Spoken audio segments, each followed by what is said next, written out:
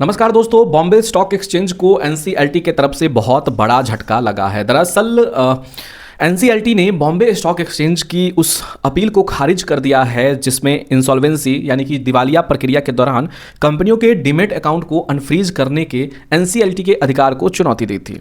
News agency PTI की report के मुताबिक एनसीएलटी की 2 सदस्यीय बेंच ने कहा है कि आईबीसी के सेक्शन 60 क्लॉज 5 के तहत एनसीएलटी को यह अधिकार है कि वह दिवालिया प्रक्रिया के दौरान डीमैट खातों को अनफ्रीज करने से जुड़े मामलों की सुनवाई करे और फैसला सुनाए।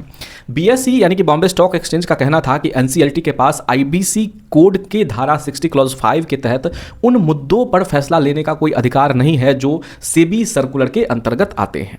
अब समझिए कि मामला क्या है। दरअसल ये पूरा विवाद 2 कंपनियां फ्यूचर कॉर्पोरेट रिसोर्सेज और लिज ट्रेडर्स एंड एजेंट्स से जुड़ा हुआ है। बीएसई ने सालाना लिस्टिंग फीस के पेमेंट नहीं होने, एलओडीआर रेगुलेशंस के उल्लंघन और इन उल्लंघनों को लेकर लगाए गए जुर्माने के बकाये के चलते इन दोनों कंपनियों के डीमैट अकाउंट को फ्रीज कर दिए थे। बीएसई ने जब दोनों कंपनियों के डीमैट खातों से फ्रीज हटाने से इनकार किया तो दिवालिया प्रक्रिया से गुजर रही इन कंपनियों के रेजोल्यूशन प्रोफेशनल्स लिक्विडेटर्स इसे लेकर एनसीएलटी के पास पहुंचे क्योंकि इनका इरादा इन खातों में रखे शेयरों की बिक्री पर पैसे रिकवर करना था। एनसीएलटी की मुंबई बेंच ने इसे लेकर दोनों कंपनियों के लिए 31 अक्टूबर 2025 और 31 जुलाई 2024 को अलग अलग आदेश में बीएसई से फ्रीज हटाने को कहा था। बीएसई इस मामले को लेकर एनसीएलटी चला गया और 2 याचिकाएं दाखिल की, लेकिन अब एनसीएलटी ने इसे खारिज कर दिया है।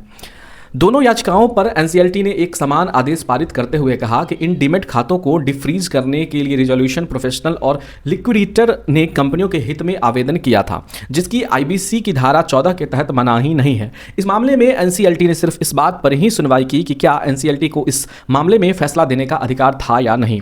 अपीलेट ट्रिब्यूनल ने आगे कहा कि डीमैट खातों में रखे शेयरों के संबंध में कंपनियों के स्वामित्व पर कोई विवाद नहीं है। दोस्तों, अगर आपने भी बॉम्बे स्टॉक एक्सचेंज के शेयरों में इन्वेस्टमेंट किया हुआ है तो ये खबर आपके लिए काफ़ी ज़्यादा इंफॉर्मेटिव रहा होगा। दरअसल बॉम्बे स्टॉक एक्सचेंज और एनसीएलटी के बीच में जो कॉन्फ्लिक्ट जो चल रहा है उसके अंतर्गत अभी और सारी चीज़ें जो है वो क्लियरेंस जो है वो आना बाकी है। अब इसके अंदर एनसीएलटी सही बोल रहा है या बीएसई सही बोल रहा है, ये सारी चीज़ें तो क्या कानून में एक्चुअली कहा गया है उसको देखने के बाद पता चलेगा। लेकिन दोस्तों, अगर आप स्टॉक मार्केट में इन्वेस्टमेंट करते हैं, ट्रेडिंग करते हैं, तो आप हमारे चैनल गौतम ठाकुर को सब्सक्राइब जरूर कर लीजिए, क्योंकि स्टॉक मार्केट से रिलेटेड, इन्वेस्टमेंट से रिलेटेड हम डेली कुछ ना कुछ अच्छे आइडियाज़ और वीडियोस के ऊपर जो है वो वीडियोस बनाते रहते हैं। तो इस चैनल को जरूर सब्सक्राइब करें। जय हिंद।